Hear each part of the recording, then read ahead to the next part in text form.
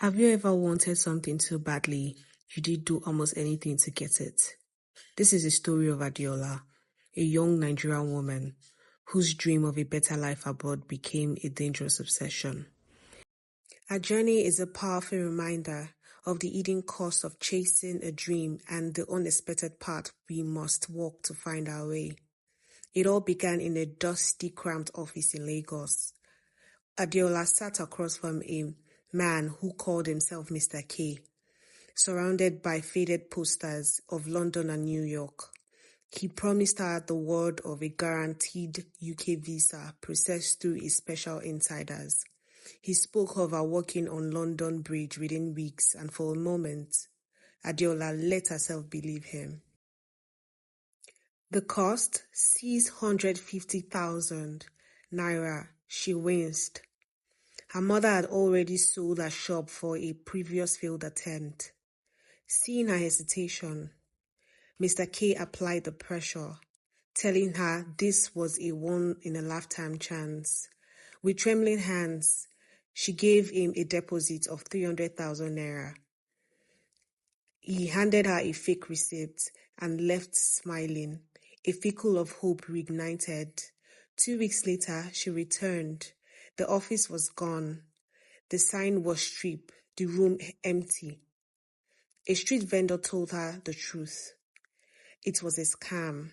They had packed up and left a week ago.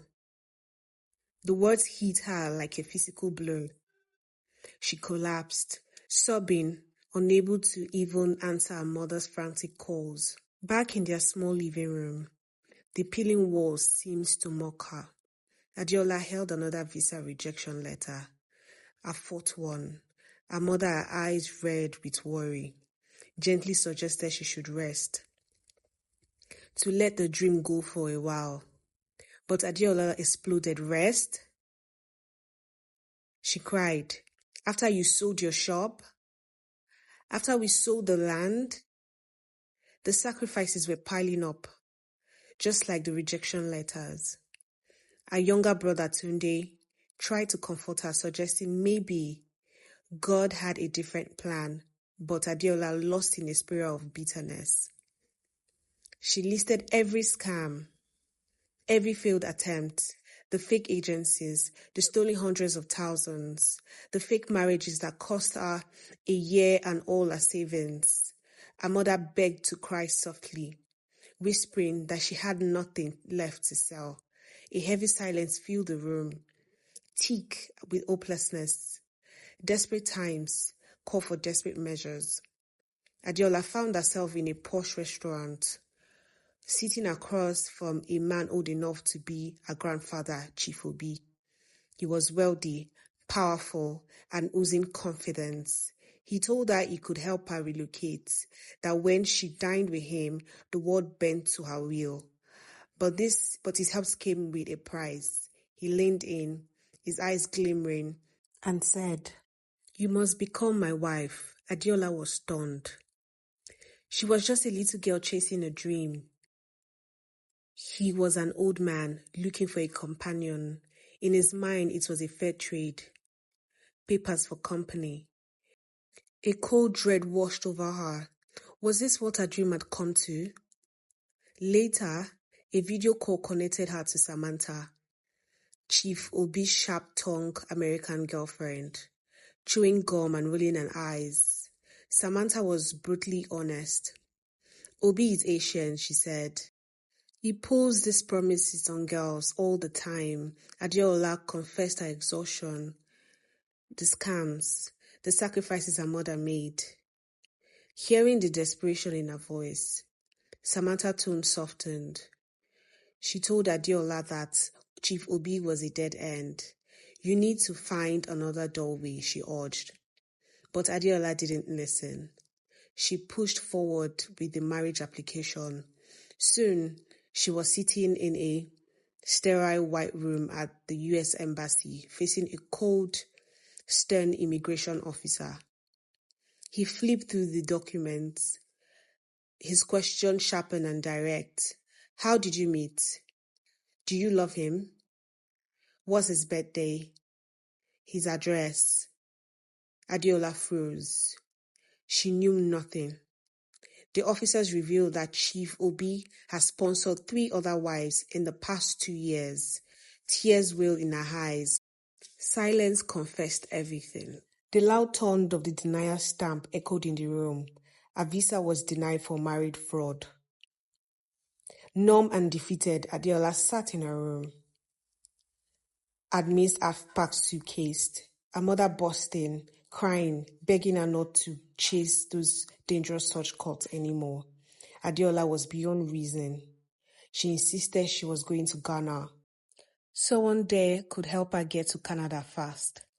I'm trying everything, she said, her voice a dread whisper. Let me die trying. Her mother broke down, terrified of losing her. Daughter, this is relentless obsession. Just then, Tunde rushed in, holding his phone. Someone wants to talk to you, he said. A real person. On the line was Dr. Smith, a Nigerian professor living in America. For the first time in what felt like an eternity, a genuine spark of hope filtered in Adeola's eyes. Over the next 2 months, Adeola's life began to change. She spent hours on video calls with Dr. Smith, surrounded by books and coffee cups. He wasn't offering a shortcut. He was offering guidance. He helped her rewrite her statement of purpose, engaging her to highlight her community work, something he knew German universities value. She hesitated, torn down by years of failure. Was she even good enough? Dr. Smith smiled warmly through the screen.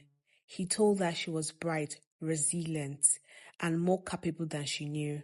For the first time, someone saw her, not her desperation. Tears of gratitude streamed down her cheek. He was the first person who truly believed in her. 6 months later, an email notification buzzed on her phone.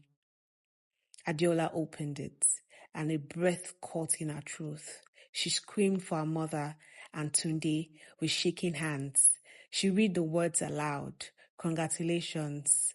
You have been awarded a scholarship to study in Germany. The room erupted. Her mother fell to her knees in praise, and Tunde grabbed Adeola, spinning her around in a joyful hug.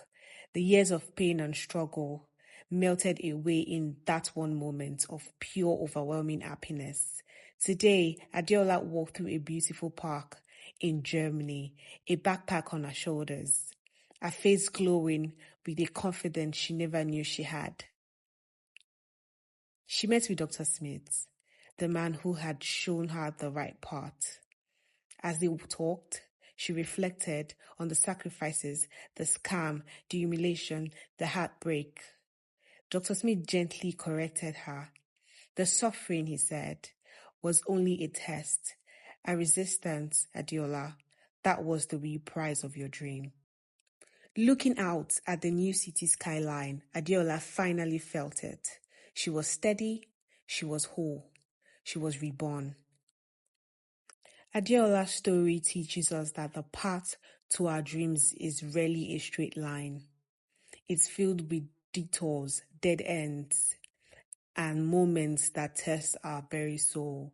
But if you could hold on to your integrity, seek genuine help, and never give up on your own potential, you will find your way.